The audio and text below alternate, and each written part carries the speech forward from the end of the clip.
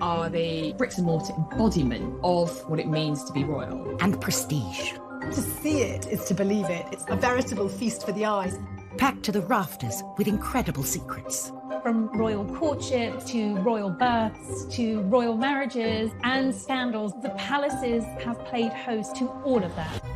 In this series, we step beyond the Golden Gates. We all want to see inside the palace walls. You feel as if you were being let into a secret world. Learn how the stunning buildings were constructed. This is a mad, eclectic vision of one man. Windsor was built to do battle. It's best not to get locked in one. You don't know when somebody's going to come and let you out. Unveil their spectacular artworks. The royal collection is simply stunning. The story of the tiara is like a spy mystery. We can only imagine how excited the Queen must have been. Delve into their gruesome histories. Frankly, if you're going to cut the head off a king, it's got to be done in a palace. And revisit recent events that have shaped the modern royal family. I could see that his legs were trapped. Camilla was one of the most unpopular women in the country. To see those images of the castle in flames, there was an emotional impact for the nation. This is The Secrets of the Royal Palaces.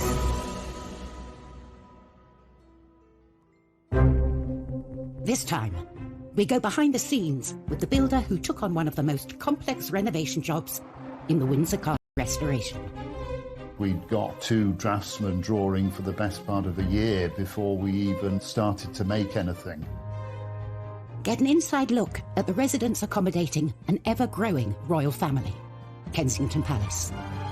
It was a very neat house once upon a time, but when monarchy got hold of it, they turned it into something of an architectural monster.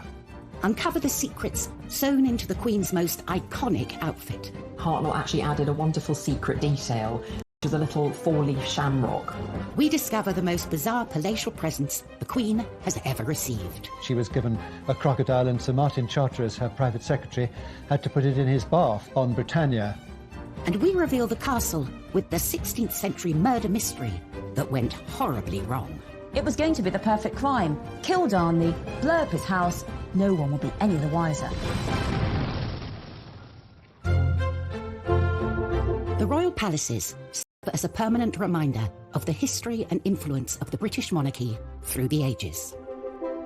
But alongside the grand and ostentatious are those palaces that can often go unnoticed, built to blend in and to be a place for royals to call home.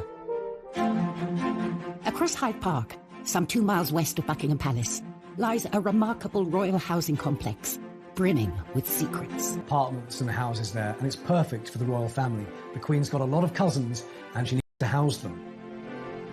Royals have occupied Kensington Palace for over 3 centuries, and various generations have extended it to suit their needs. Architecturally, it's a bit of a mess. It's not the kind of unified vision that most palaces aspire to be. It was a very neat house once upon a time, but when monarchy got hold of it, they turned it into something of an architectural monster. Its first royal inhabitants were William and Mary. As a result of the Glorious Revolution of 1688, they'd been invited from the Netherlands to replace the Catholic James II. They needed a new palace, but they needed it built quick and cheap. As a new king and queen, they didn't want to start building with great ostentation a project that would take years when their essential job was to control the nation and persuade them of the quality of their governance. Get it up, get it done, and let's get on with the business of running the country. They bought Nottingham House, a small villa in what was then the suburb of Kensington, and hired the most celebrated architect of the day, Sir Christopher Wren, to transform it into a palace. But Wren wasn't known for speed. His masterpiece, St. Paul's Cathedral, was only halfway through its 35-year building programme. William and Mary wanted their palace in 6 months. Mary wanted a palace to be built around that house by Christmas. And this was a phenomenal task to ask of Christopher Wren and all his collaborators. It was a bit of a bodge job, really. It was about trying to extend and build on what was already there and do so very, very quickly. With such a tight deadline, the builders cut corners. Kensington is notoriously badly built. It's had a whole series of structural props and failures. and Wren's masons just threw it up too quick. 5 months into the project, these shortcuts led to tragedy. A vault collapsed, crushing a carpenter. And to have someone who's dead because of your design and workmanship, it racked Wren. He was found with his head in his hands in St. Paul's Cathedral. Mary then stepped in and said, it's my fault. To have a monarch feel responsible for deaths because of your building project is quite extraordinary. Rather pitifully, we know she wrote to William and said, it showed me the hand of God plainly in it, and I was truly humbled. But there is a ruthless side to every queen, I think, because they were still in the new build by Christmas. It is an astonishing feat to have created a palace in just 6 months. But also his budget, thanks to a rather unregal building material. It was built in brick, which was sort of unfashionable material at the time. It's quite plain in its architecture. Parts of it just look like a street rather than a palace with, long facades like any London street at the time. It's a bizarre building in many ways. Whilst Kensington Palace is home to young royals like William and Kate and their family, home for the Queen means Windsor. I think probably almost more than anywhere else, it is her home. This is where she's spent a huge amount of her childhood, adolescence, and now it is her haven. But at 11:30 a.m, on the 20th of November 1992, the Queen's lifelong home was thrown into chaos when a small fire started in her private chapel in the northern corner of the castle. Windsor Castle was being rewired, and there was a light which caught one of the heavy curtains and went up in flames immediately. And within minutes, the blaze had taken hold. In total, 225 firefighters were called to the scene, with 36 vehicles battling to save the palace. It could be seen for miles and miles around, and of course it seemed like there was a symbol of the monarchy burning. To see it in flames, I think, did have an emotional impact for many people in the UK. And no one felt that impact more than the Queen herself. The Queen was at Buckingham Palace and she was informed about the fire, and she got to Windsor as soon as she possibly could.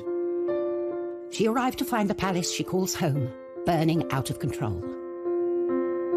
It was clear to see that it was very distressing for her, watching the fire sweeping through and people desperately trying to tackle the blaze. As firefighters battled to bring the fire under control, the royal family leapt into action and helped organise a rescue mission to save the castle's many priceless treasures from the path of the raging flames. They formed a human chain, masterminded by Prince Andrew, who knew every inch of that castle. As a child, he'd explored it, and he knew where all the secret back passages and everything else were. The Queen was shocked, but she is pragmatic. She gets on with it, and she realised that she had to be part of the effort to save what they could. And they did. The royal family were part of the chain there to get stuff out. We can reveal that in the end, only 2 works of art were lost in the fire. The blaze took 15 hours to bring under control. What had started as a small electrical fire in the royal chapel had spread outwards into 2 of the palace towers and totally destroyed in rooms, had been completely destroyed. It was so dramatic and so terribly sad. And the next day, the Queen surveyed the ruins, and as she walked through the charred remains of some of her possessions, she seemed like a little old lady, who had lost something so treasured to her.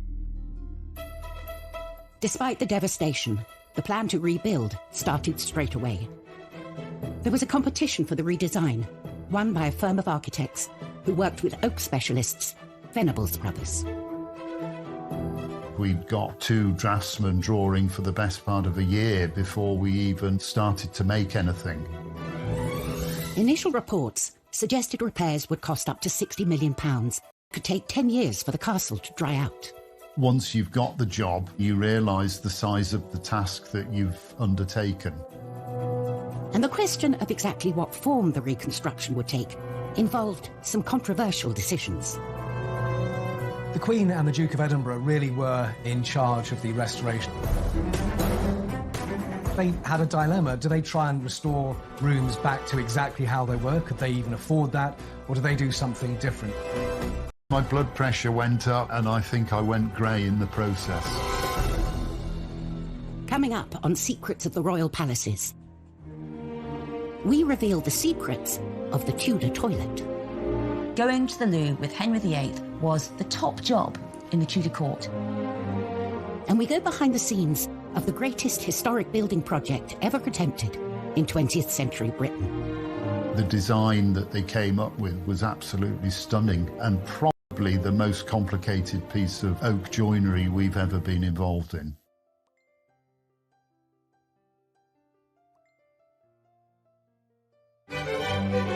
Refurbishing royal palaces is a time-honoured tradition as young royals set up their homes.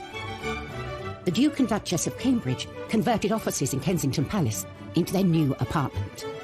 Charles and Camilla spruced up Clarence House when they moved in.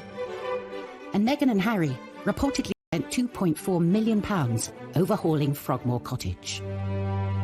But these renovations pale in comparison to the monumental task that faced the royals at Windsor Castle. In November 1992, a devastating fire ripped through Windsor Castle, destroying more than 100 rooms. From the ashes came a radical plan to rebuild the castle, a plan the royal family would personally take charge of. There was a restoration committee headed by Prince Philip, who was extremely good at organising all these things. Central to the renovation was a redesign of the room at the epicentre destroyed. But rather than rebuild it, they came up with a whole new concept: the octagonal lantern lobby. Chuck Venables and his brother were the oak specialists chosen to take on the job. The design that they came up with was absolutely stunning and probably the most complicated piece of oak joinery we've ever been involved in. The shaped ribs were so difficult to draw as they changed shape. We had to form them in plasticine. And there was no getting away from the palace residents. Prince Philip has always been very keen on design, and he's extremely artistic. I'm sure he had plenty to say. I remember the first time I met Prince Philip on site. It was very pleasing to talk to him and see that he understood what we were doing and wanted to make sure that it was put back properly. After 18 months of hard work on the lantern lobby, all that remained to be fitted was the pièce de résistance, the lantern itself. For Chuck, this was a heart-in-mouth moment. We'd never actually got the chance to check that the lantern or the lid would fit onto the roof, so we were all very, very nervous. To add to the pressure, the boss decided to check on their progress. The Queen opened a window and started to watch what was going on. So, of course, everybody was absolutely petrified. Finally, we got the message to say that it fitted. The room had completely transformed, but the royal family wanted to mark the site where the terrible fire had started. Prince Philip left his own mark on the new lobby. Some of the stained glass windows in the chapel were designed by Prince Philip, and they depict some of the happening of the fire into the new fabric of the castle. A permanent reminder of the fire, forever etched into the historic building. As well as the creation of the lantern lobby, all the staterooms have been carefully restored to their former glory. I think the restoration work at Windsor Castle has been done really well. The detail and the intricacy of the work is plain to see. Only 5 years to the day of the fire, the castle was reopened with a lavish ceremony. Reconstruction costs had come in at just over half the initial estimate. For recognition of their work, Chuck and his brother were invited to attend. The Queen walked straight up to my brother and started talking to us, and we were both completely lost for words. She did say how restoring the Queen's home, it was about preserving the heritage of this country in many ways. When you look at the pictures of what it was like after the fire and how it looks now, I think the restoration there has been fantastic.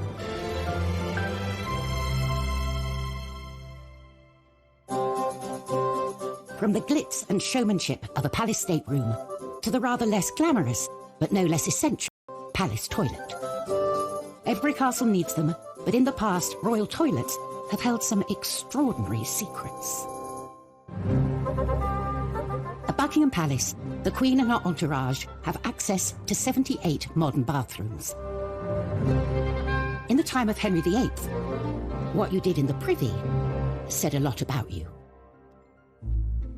Henry VIII's court numbered around 1,000 people, from nobles to servants, and they created the most huge Tudor mountain of human waste you can imagine.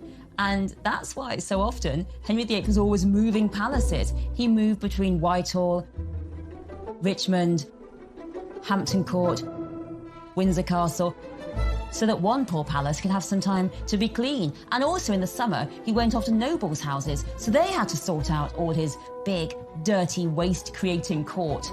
And apparently within a couple of days of the palace being filled by the courtiers, already the walls were black, it was sooty, it was grimy, and there was lots of unwashed bodies. But the worst of all was the human waste. Let's face it, Henry VIII, he liked those giant royal banquets every night, those Tudor meat feasts, and next morning it was one massive rush for the Tudor loo, and it was often called the Great Easement. And there was a real hierarchy of the toilet at Henry VIII's court. For the poor people, they had a group toilet, 14 or so people going to the loo together, and it was a bit like sitting together on a tube train, and all the waste fell into the moat, so it wasn't really very hygienic. The worst job of all was the royal gong scourer, or the royal toilet cleaner, all day long cleaning up toilets. The next one was the aristocracy, the nobles. They used private lavatories. At the top was Henry himself, who had a velvet box that travelled with him. And when Henry used his royal box, he was attended by what was known as the groom of the stool to help him onto the loo, and also any ablutions that might be needed while Henry was using the toilet. This job got more and more difficult as every man wanted to be the groom of the stool, because you got to talk to the king one-to-one in his intimate moment, and you could tell him what your family wanted in terms of money. So going to the loo with Henry VIII was the top job in the Tudor court. Lucky, lucky you. Henry VIII's vast appetite for food was matched by his appetite for ostentatious palaces, and he wasn't the only one. King George I was out to impress with his extravagant interior design decisions. Kensington Palace was created by Sir Christopher Wren by extending and redesigning Nottingham House. It was done on a budget and in a hurry. From outside, it looks unremarkable, but within its walls lies another world. Once inside, you must think, so this is what it is. This only reveals itself to those privileged enough to come inside. It is a hidden labyrinth of diverse and, on occasion, wonderful rooms.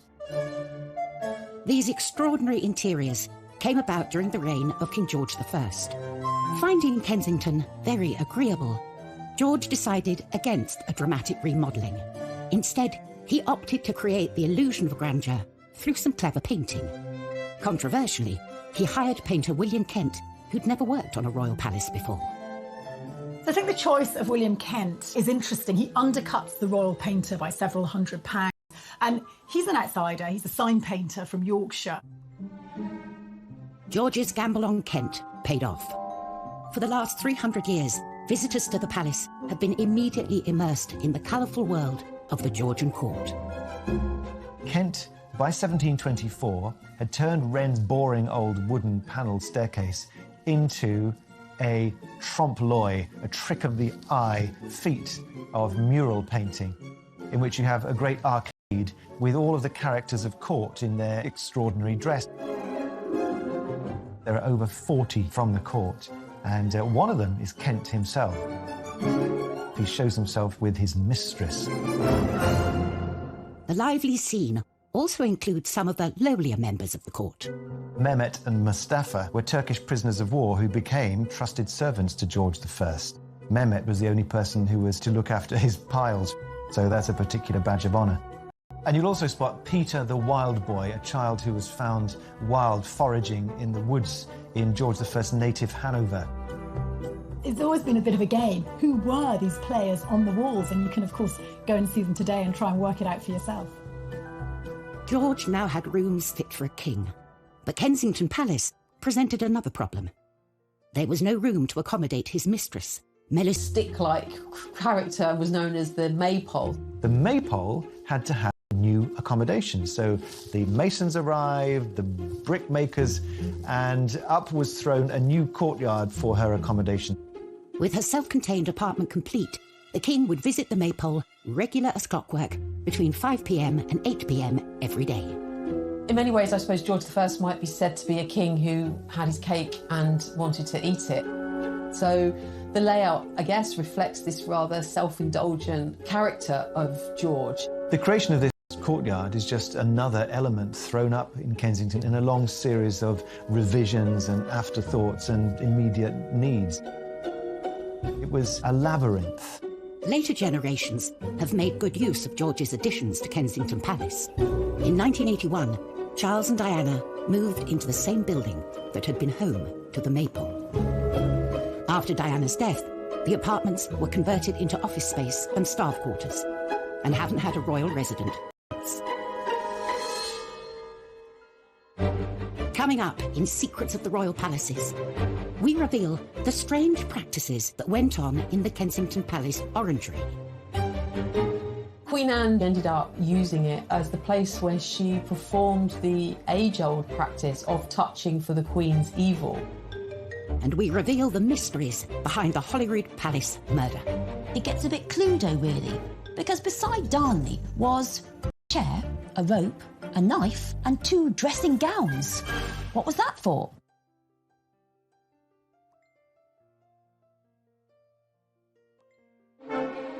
Since the reign of Queen Victoria, Buckingham Palace has been the monarch's HQ, a symbol of the prestige of royalty. But that celebrated reputation was brought into question when one particular monarch moved in. Victoria's promiscuous son Bertie is known to have accommodated dozens of mistresses during his time at Buckingham Palace. So, Edward VII, he was Mr. Mistress. Let's put it that way. There was mistress after mistress. He was known as Edward the Caresser because there were so many of them. And in Europe, well, that's when Bertie indulged himself with courtesans and the best ladies of the night. There is in Paris a special chair he used. It's the weirdest looking thing you can imagine. You just look at it thinking, how on earth did he use that? It was because by this point, he was hugely fat. So he basically used this chair for him to sit on and at least one lady beside him, probably 2. They had to do all the work and he just sat there. The Playboy Prince of Wales became king in 1901 and took up his position at the grand and sophisticated Buckingham Pit with all the girls and finally focus on his long-suffering wife, Queen Alexandra. But that wasn't the case. He just carried on with the mistresses, and one he particularly let go of was Mrs. Alice Keppel. And what a coincidence, because she is actually the great-grandmother of Camilla, Duchess of Cornwall. Well, certainly Alice Keppel was a very successful mistress to Edward VII. He was always devoted to her, even though there were other ladies around. And the king had a very short reign because he was pretty old and pretty ill when he came to the throne.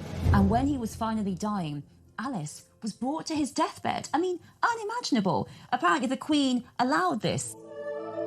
The deathbed at Buckingham Palace should be so dignified, so solemn. And Alice gets hysterical, shouting, "What's going to become of me? Me!" and gets hustled away because of all the hysteria.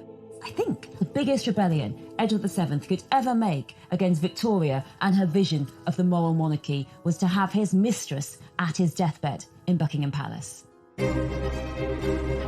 Buckingham Palace, like many others, belongs to the Crown, passed on from one monarch to the next. With so many palaces to their name, it's up to the monarch to decide who lives in them.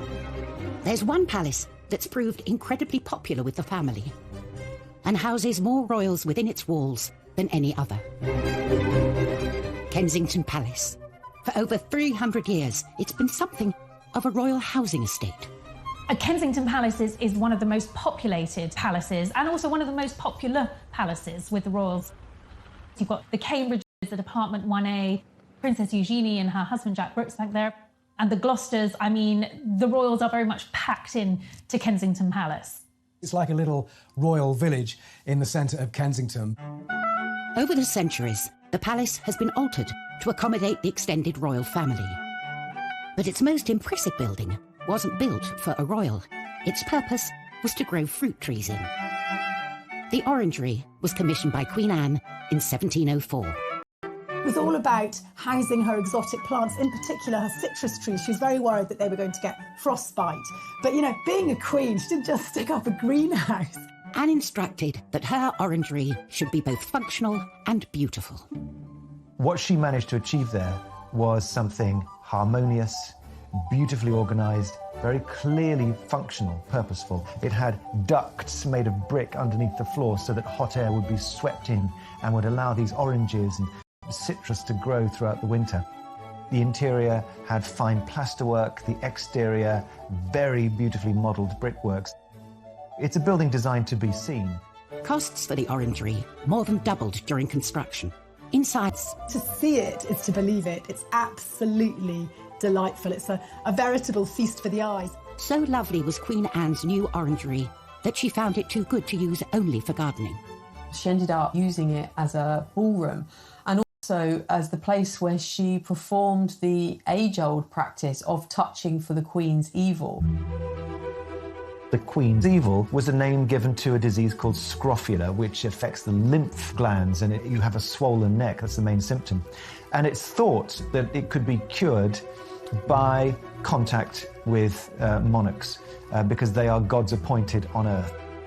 The orangery presented the perfect location for Anne to meet with the sick without inviting them into her home.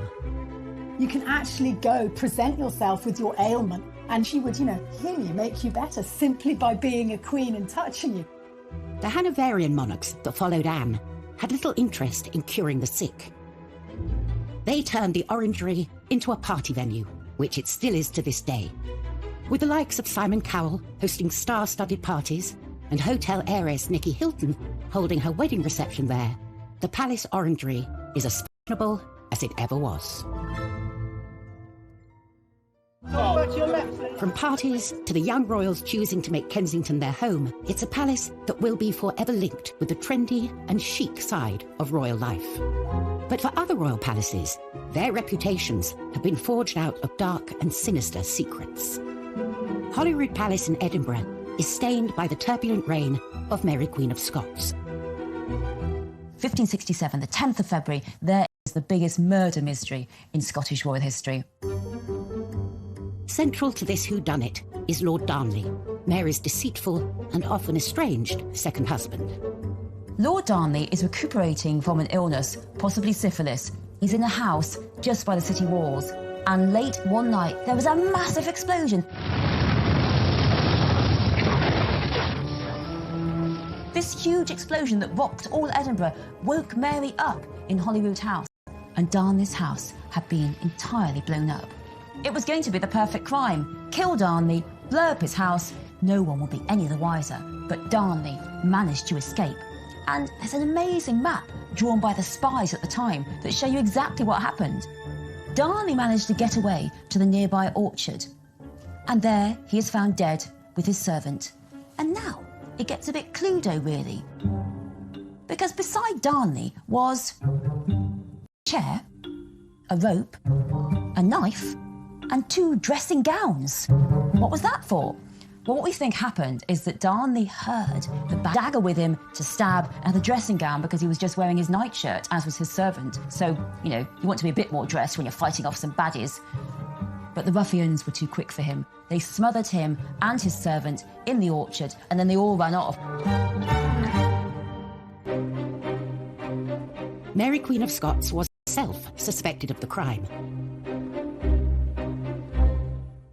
Years later, the murder of Darnley was still being blamed on inhabitants of Holyrood House.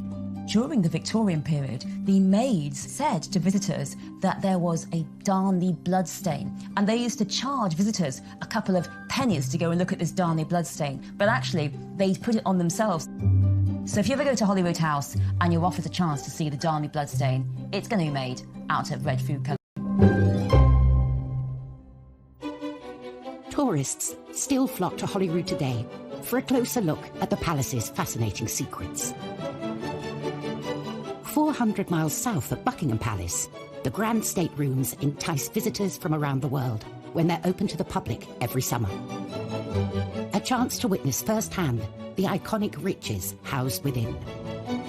Clothing is such an important part of the major events in our lives, and when it's done well, it communicates everything that is really important at that precise moment to the wearer and to the occasion. The 2nd of June, 1953, Elizabeth II's coronation. For the first time, the whole ceremony, as well as the famous appearance on the Buckingham Palace balcony, would be televised. With the eyes of the world on her, it was essential she had the right dress. A dress so special, it would have secrets sewn into its very fabric. The Queen's coronation dress is just stunning. There's no other way to describe it. It was made by the leading British couturist at the time, Norman Hartnell. Elizabeth knew this dress would go down in history, and she proved a very hands-on client. The 4 national emblems of England, Scotland, Ireland and Wales were already going to be included. The Queen came up with a rather wonderful suggestion to also include emblems for each of the dominions over which she was becoming Queen. You can make out the maple leaf of Canada, the wattle of Australia. You can see the lotus flower of India, and then the wheat sheafs of Pakistan. The whole dress becomes a true symbol of the reach of Queen Elizabeth II. Hartnell loved the young Queen's ideas, but they didn't see eye to eye on everything. Originally, Hartnell represented Wales, but more official Welsh symbol of the leek. Despite the Queen's attention to detail, there was one secret that Hartnell managed to sneak past her. Unknown to the Queen, Hartnell actually added a wonderful secret detail, which was a little 4-leaf shamrock, which he placed on her left skirt, just underneath where her hand would be resting in the ceremony. A secret message from the designer to the Queen on the dress that would be immortalised as part of the coronation ceremony. And the day would be complete when Elizabeth II stepped out onto the famous Buckingham Palace balcony to wave to a mall packed with her subjects. The glitter, the glamour, just the pure historicity of it all must have been magnificent. The dress is now part of the royal collection displayed at Buckingham Palace, a palace so integral to its story. Coming up on Secrets of the Royal Palaces, step inside the top secret dressing rooms of Elizabeth I. These were her secret spaces where the makeup went on and no man could go. And we unearth some of the most unusual gifts housed within the palaces. The gift was a massive 6-foot-long grasshopper made by the French surrealist artist François-Xavier Lalande.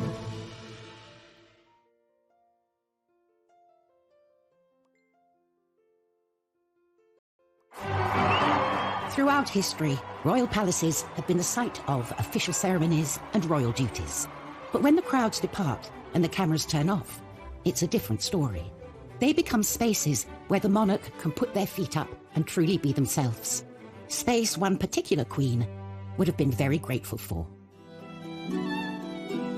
Elizabeth I, she's one of our most recognisable English monarchs. Bright red hair, this white skin, extravagantly dressed, all the jewels. She wasn't vain. The Queen did all this excessive amount because she had to. Her image was so vital to her. She knew that people had to see the Queen as majestic, as perfect, as healthy. Because if the Queen wasn't beautiful and healthy, it was thought that the kingdom wouldn't be beautiful and healthy. Protecting and preserving the regal image of the Queen became a top secret operation. Her palaces on the Thames, Windsor, Hampton Court, Richmond, Whitehall, whichever palace the Queen was holding court at, she had a suite of rooms called the Privy Lodgings, each more secluded from the court than the last. These were her secret spaces where the dress, where the makeup went on, and no man could go. Only her private ladies went with her, and they helped her with her makeup. The secret of what lay behind Elizabeth I's incredible image was one not to be revealed. Elizabeth's makeup was white in the skin as a kind of face mask. Came from what's known as Venetian ceruse, made of lead and vinegar. And on top of this, she wore a rouge, which was lead carbonate and lead hydroxide. And then she had these lipsticks made from ground alabaster. So she was ingesting all this toxic material through the skin. And we know now that these caused all kinds of side effects, digestive effects, insomnia, headaches and respiratory problems. She died aged 69, and I do wonder whether some of it hastened her death and made it more painful.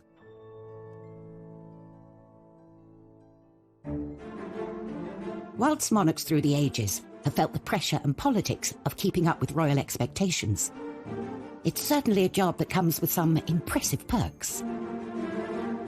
Gifts are part and parcel of being a royal. Cellars and storerooms at Buckingham Palace and Windsor are full of trinkets and oddities given to the Queen and her family over the years. One of the times when gifts are exchanged are during a state visit. When you think that she's been on the throne for over 70 years, and each year there's been at least 2 state visits, you can imagine the amount of things that she's collected.